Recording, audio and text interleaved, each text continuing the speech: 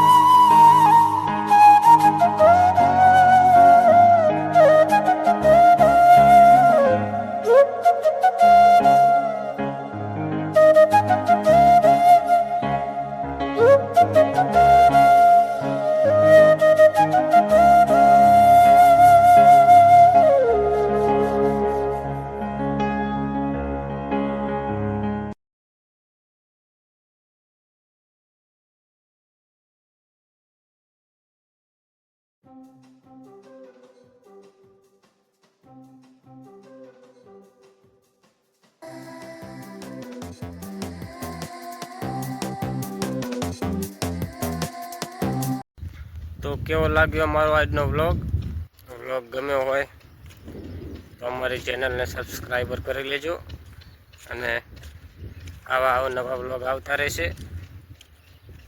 અને સપોર્ટ કરતા રહેજો એવી અમે આશા રાખીએ છીએ। જય માતાજી, મળીએ એક નવા વ્લોગ સાથે।